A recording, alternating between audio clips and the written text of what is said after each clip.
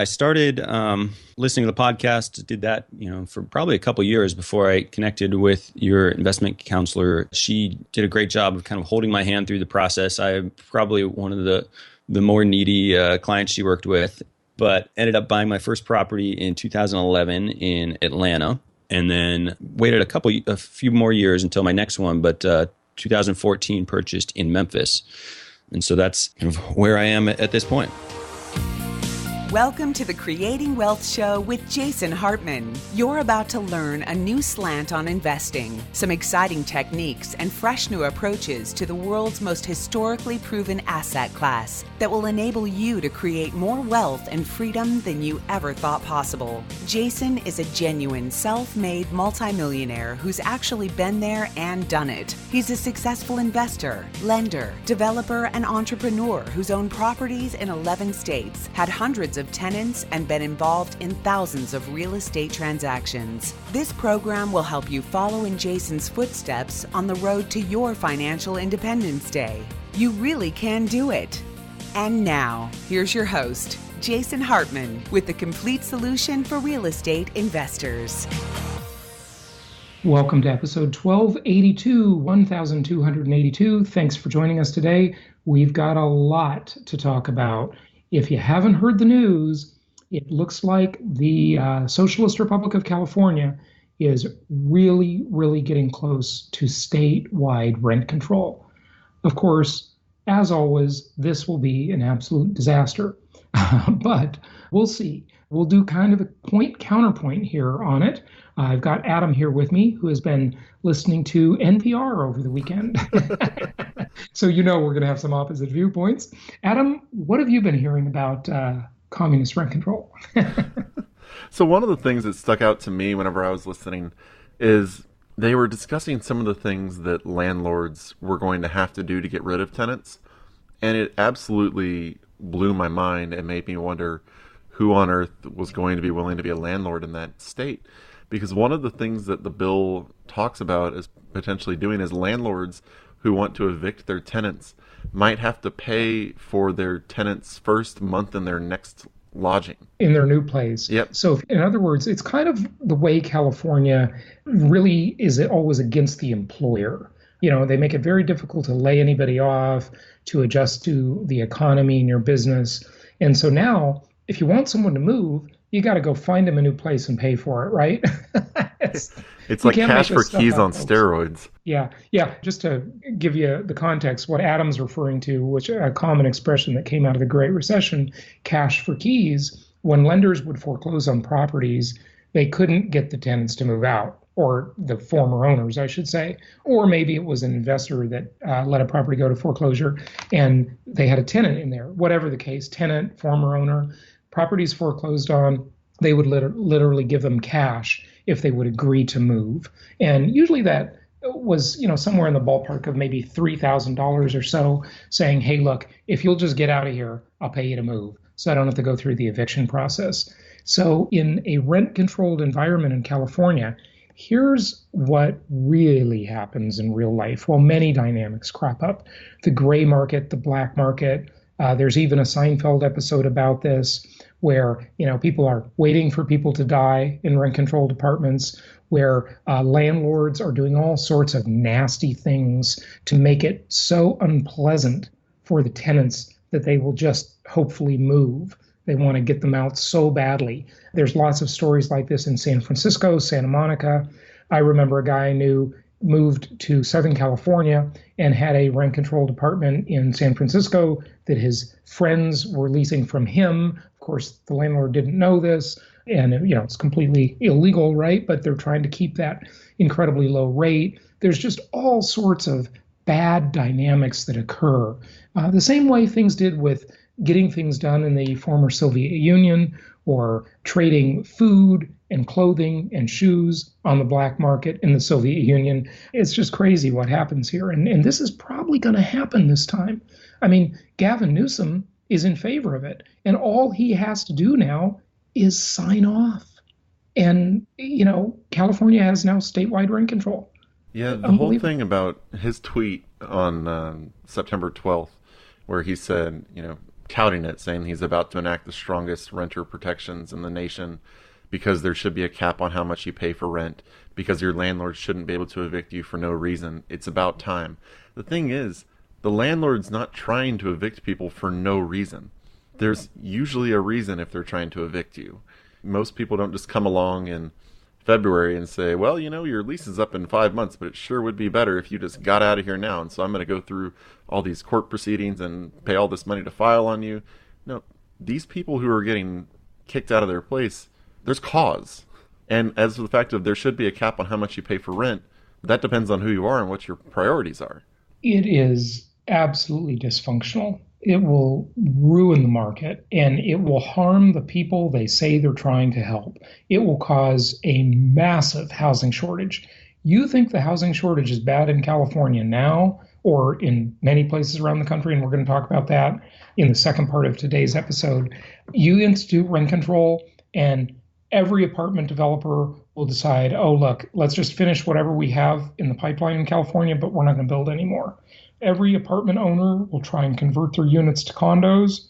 They will look for a way out of this disaster. It causes the market to be totally stagnant. It will reduce the business for real estate brokers, for apartment finders, for property managers. Everybody will be hurt by this. Everybody will be hurt by it.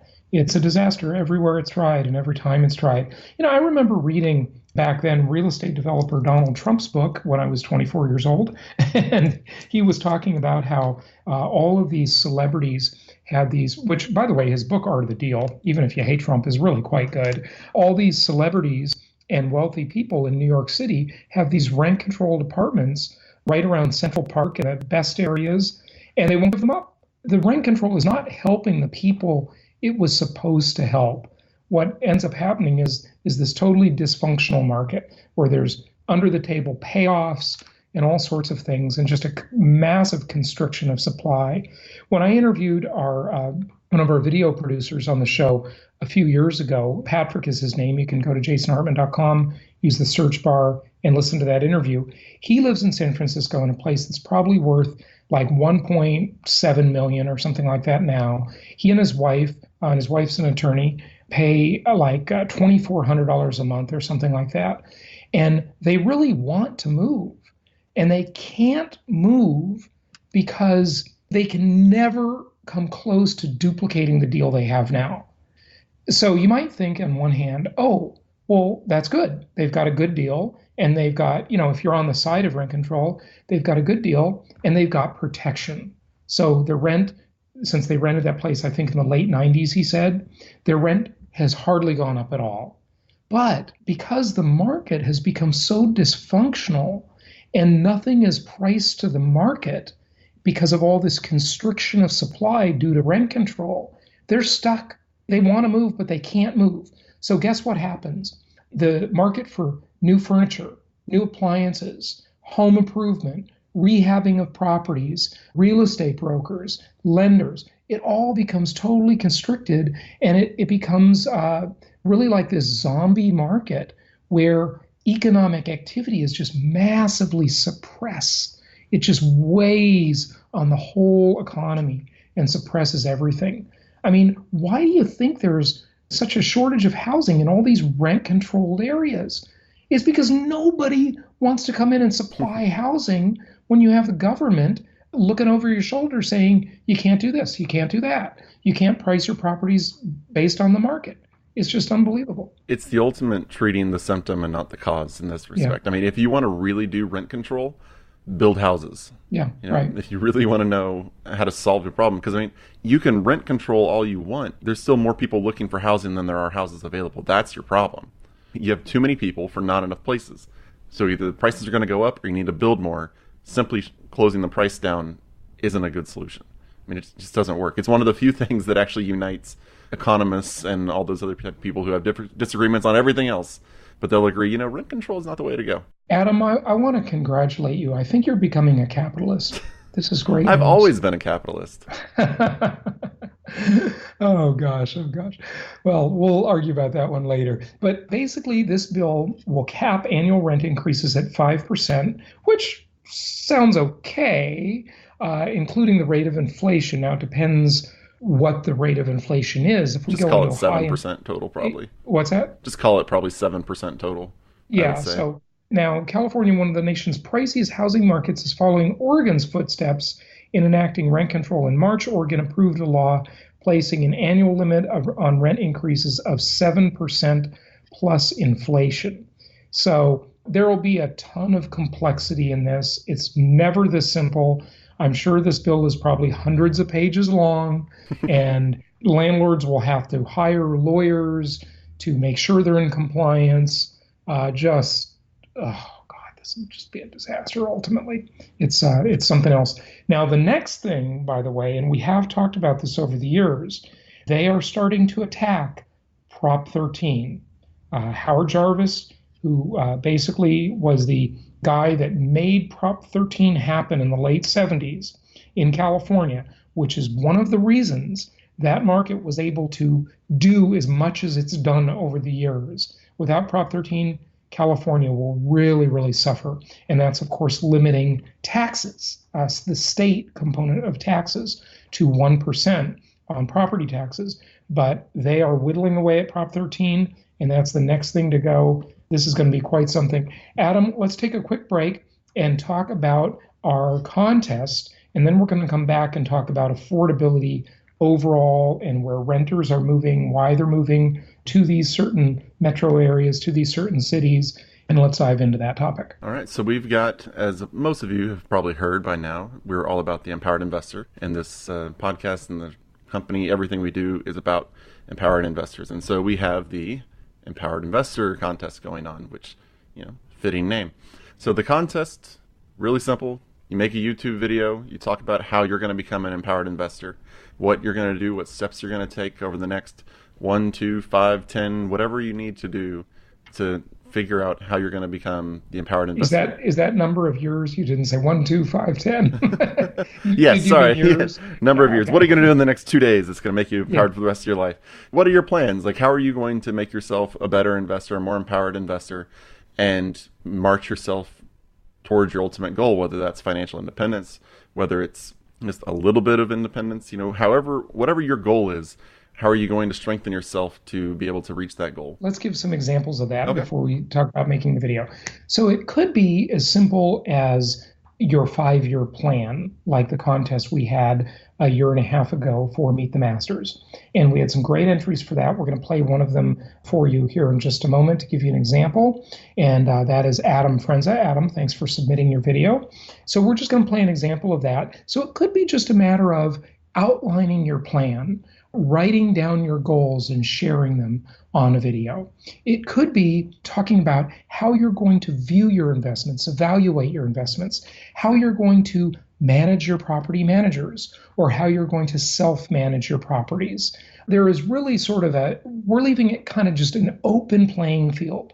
Whatever you are doing to empower yourself to be an empowered investor, you have a lot of free reign in this contest, okay? And we got some great prizes too, so go ahead, Adam. So once you make your video, like we said, we want it to be the big things, so no more than 10 minutes because... And it could be 3 minutes. It could be 3 minutes, but no more than 10 because... And by the way... time span is too short.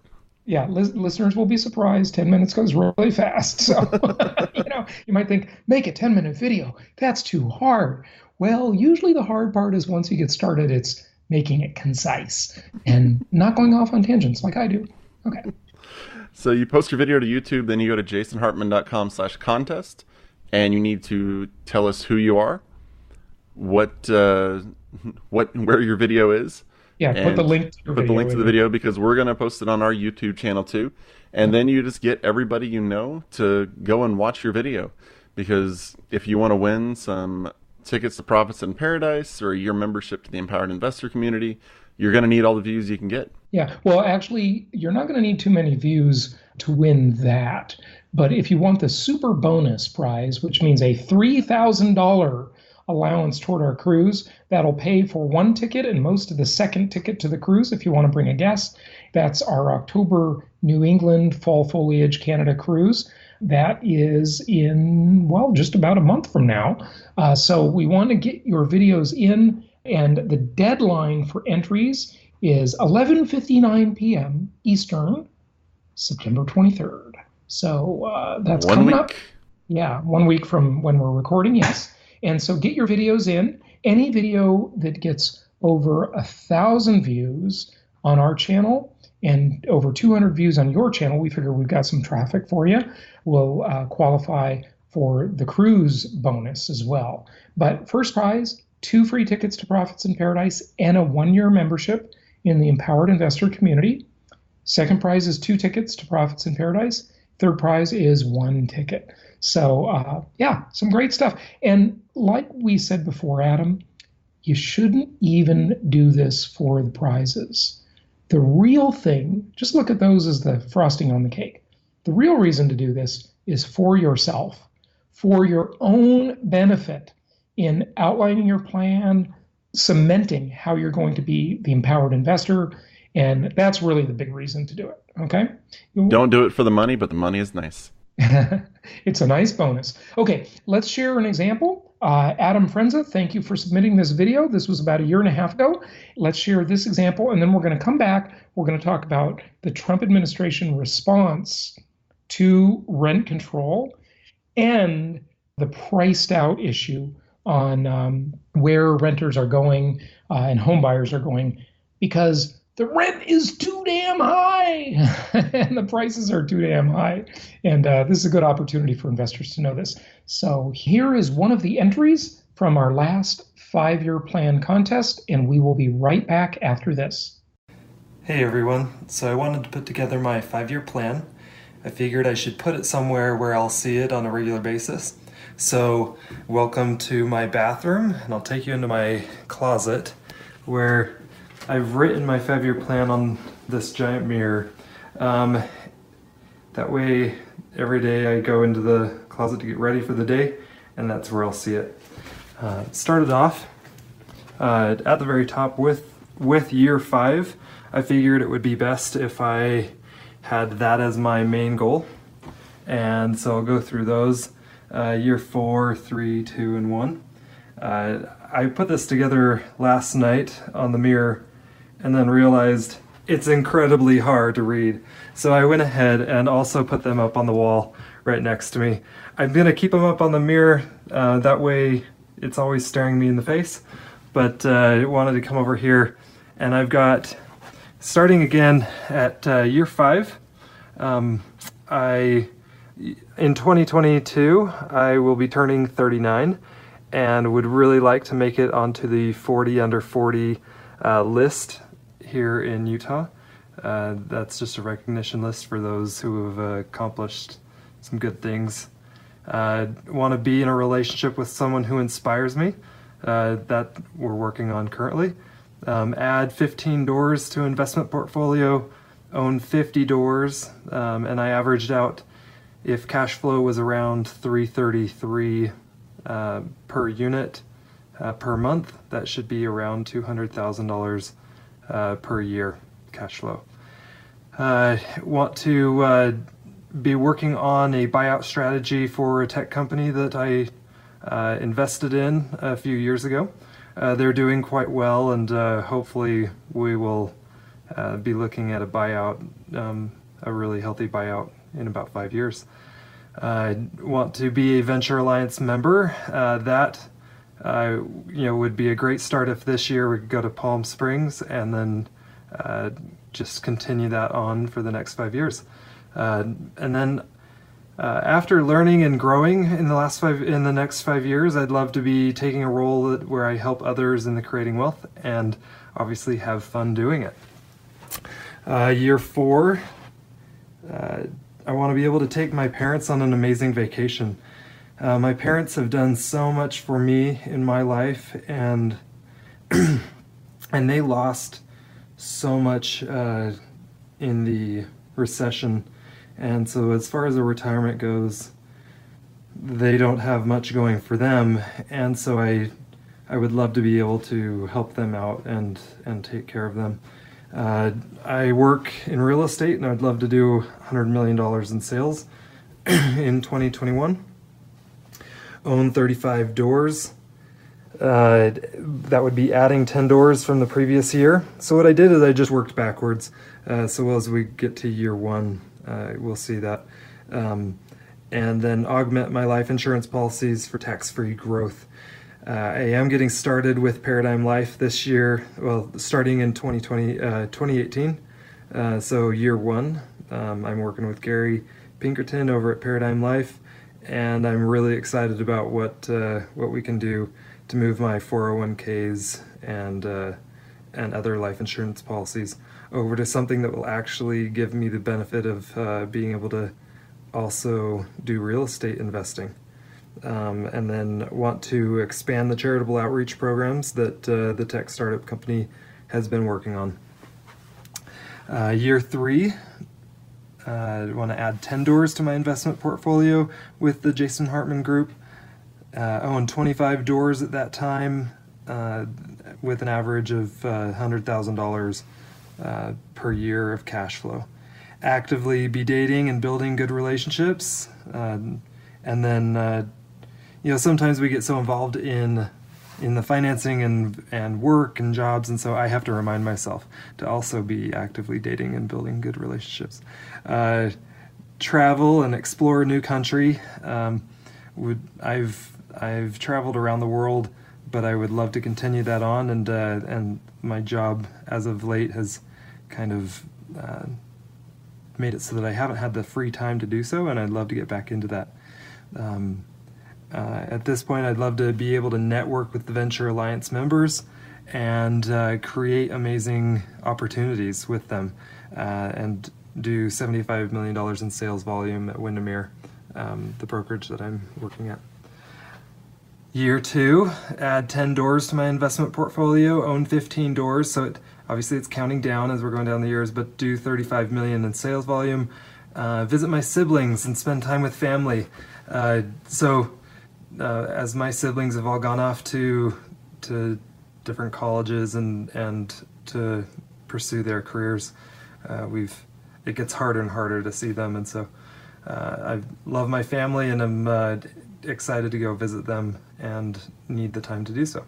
Attend all Venture Alliance events, so would love to, as I become a Venture Alliance member, to attend those events and grow from what I learn from others there. Learn a new skill. I love that one because I do really, I find trying to do things that make me nervous or scared, they build me up, and doing those things that scare you are exciting. So I want to mentor some of the youth. That's a charitable give back and mentor youth at the Encircle program in Provo, Utah. This one is near and dear to my heart.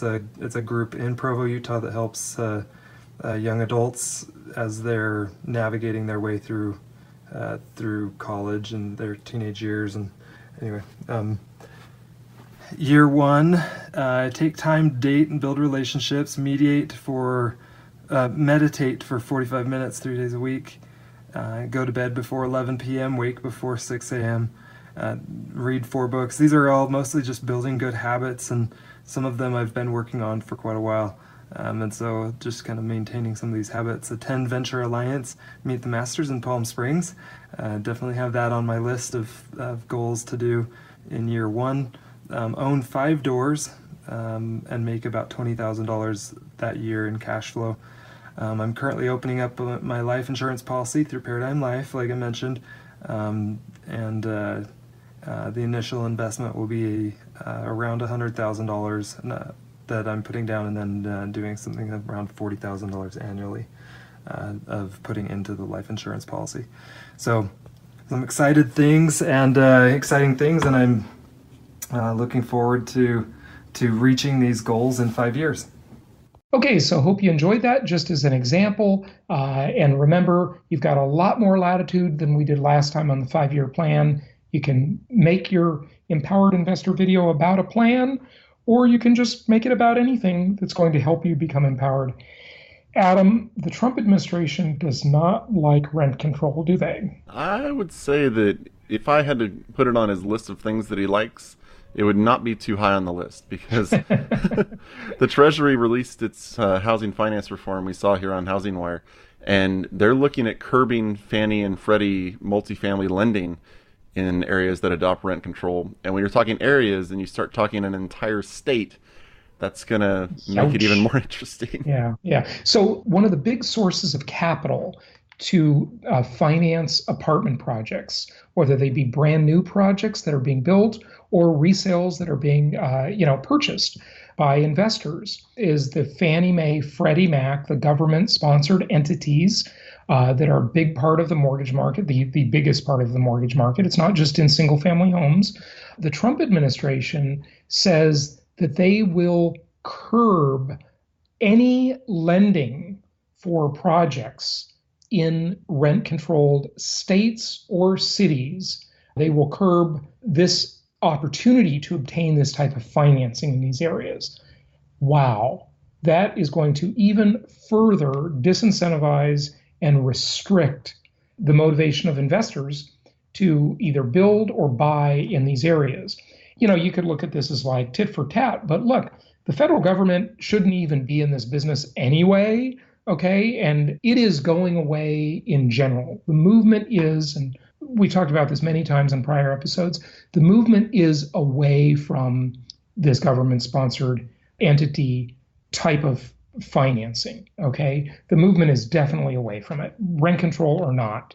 But the position is that if it's in a rent-controlled area, to curb it even further and faster, because they want to disincentivize these crazy politicians in places like California, my former home, from instituting these absolutely silly laws. Rent control is a disaster. Every time it's tried, everywhere it's tried, it's never been a success anywhere ever. And there's just no argument against that. By the way, Adam, I should open this up. One second. If you think I'm wrong, or if you think I'm right, go to jasonhartman.com/ask for anything we talk about on the show. Leave your comments. Tell us we're crazy. Tell us we're brilliant. Tell us whatever you want. We're always happy to hear your feedback. jasonhartman.com/ask. Adam? So this is going to be one of those things that's kind of like runaway inflation, because as soon as they start restricting these loans and housing gets built even less than it's going to be, you're going to see the quote unquote need, the feel for the need for rent control to kick in even more, and people are going to become even more afraid of, not having a rent controlled place, because they'll just say, oh, my rent will skyrocket. So this is something that it's going to create a hole that's hard to come out of for these states. Because, can you see a day where California says, you know what, we have a need of, 3 million homes in this state, so we're just going to throw off all of our building regulations and go for it, constructors? No. That's never going to happen. Yeah, so the road out from this is going to be absolutely brutal. Yeah, it's almost impossible to get out of. And Adam, what you're referring to is it's just this vicious circle. Because one thing leads to another, leads to another. The real thing that caused this problem is unbridled immigration control, allowing massive amounts of capital from China, the Middle East, but really anywhere, come and buy up all the California properties, make prices increase radically. Having Fannie Mae and Freddie Mac and having the government sponsor financing the way Sallie Mae sponsors student loans. Of course, there's just massive inflation in anything that the government subsidizes, and it subsidizes housing and it subsidizes college. So inflation goes rampant. What a surprise. And then the fact that you just have building that's too restricted. And then they create all these laws to try and solve the problem. They're just a Band-Aid. They're hacking at the weeds rather than the roots, the branch rather than the root. You got to hack at the root. And the root is there's a shortage because of those root problems as well as some others. And so you don't undo this very easily. You really don't. And then let's shift to kind of how, just generally speaking, a lot of people are viewing affordability as a national crisis now. Rent is rising. Rents in larger metro areas, the renters want out, don't they? They're just moving to these tertiary markets because they cannot afford the expensive places, right, Adam? Yeah, well, basically it should be saying people are waking up to the fact that there's a housing crisis in the country. Because, we've been talking about it here forever. Good quality rental housing is hard to find these days. And so there was a study done a survey done for hot pads, and it showed that 44 out of 50 of the largest U.S. metro areas, renters are having to start looking outside the areas that they mostly want to live in because they can't afford to pay the rent that is wanted in the area they live in. So one of the sayings we have in real estate when it comes to home buyers is the saying, drive until you qualify. Okay, so in other words, keep driving further and further out away from your job until you can qualify for a loan. Okay, drive until you qualify, right? And then as you're doing that commute, you see these signs up on apartment complexes that say, if you lived here, you'd be home by now. Okay, and so that's what happens. And generally speaking, you find that renters or tenants aren't willing to drive as far as homeowners. You know, if you can own a home, the way you kind of look at it is you'll drive further out to own. But renters, they don't drive as much. They're just not willing to drive. That's the one benefit renters usually have, is that they're a little closer to work, right? But they have to take a step down in their standard of living and lifestyle. And, you know, arguably, if you think owning is better than renting, then they're not building for their future, which is the American myth or the American dream. Depends on appreciation. Yeah, well, and a lot of other things. I mean, we've talked about that ad nauseum, but we'll leave that for another day or a past day. Just go to jasonhartman.com and search one of our many episodes on that topic. But, you know, the median rent in the United States is now $1,560 a month. That's crazy. Okay. Wow. And that's got to be in the large metro areas. I think that survey number has to be a little flawed. I would assume so. The whole country. Yeah. But I actually did a little quick back on the napkin math on that. And if the median rent is $1,560, if everybody spent 40% of their income on housing, which would be pretty high, over a whole year, you would need to make $47,000 to qualify for that to be 40% of your income. So, I mean, the median rent is getting to the point where that's a really pretty good income to be able to reach. And that's at 40%. I mean, if it was at 30 or 33%, you're looking at even more. So, I mean, it's getting to the point where everybody's getting priced out. It's not just the people on the low end. Everybody is. Yeah. And think of that from the perspective of what I've said before. If you want to have a whole slew of people basically working for you, investor, listener, if you want to have a bunch of people working for you, one thing you could do is go start a business and hire them and do all that babysitting you've got to do, right? And take all that risk. But the other thing you can do is simply just own a bunch of rental properties. And 40% of every month, 40% of every year, those tenants will be working for you because that's the amount of rental income they're going to give you. They're going to take 40% of their income. So if they earn $100,000 a year, just for round numbers, they're going to pay you $40,000 a year. And if they don't pay quite that much, they're going to pay you at least $33,000 a year, 33% of their income. So what a deal. Every single month, they're working the first 10 days, 12, 13 days of that month for you, investors. That is a phenomenal opportunity. You know what? You're going to return the favor by providing them good rental housing. So that is a great way to go. And you don't even have to give them a W-2 or a 1099. Yeah, right. You don't have all of that complexity. You don't have to manage their payroll and all kinds of stuff. But if you do own those properties in California, when you want them to move out, you probably got to go rent a new house for them and pay their first month's rent. Maybe build one. So don't do that. Yeah. Okay, Adam, we got to wrap it up. Be sure to go to jasonhartman.com/contest. Get the details on our contest. Put the link to your video there. We can't wait to see it. We also look forward to seeing you at our upcoming 2 events, our cruise event and our Profits in Paradise. Those are right on the front page at jasonhartman.com. Thanks for listening, and until tomorrow, happy investing. Thank you so much for listening. Please be sure to subscribe so that you don't miss any episodes. Be sure to check out the show's specific website and our general website, hartmanmedia.com, for appropriate disclaimers and terms of service. Remember that guest opinions are their own, and if you require specific legal or tax advice or advice in any other specialized area, please consult an appropriate professional. And we also very much appreciate you reviewing the show. Please go to iTunes or Stitcher Radio or whatever platform you're using and write a review for the show. We would very much appreciate that. And be sure to make it official and subscribe so you do not miss any episodes. We look forward to seeing you on the next episode.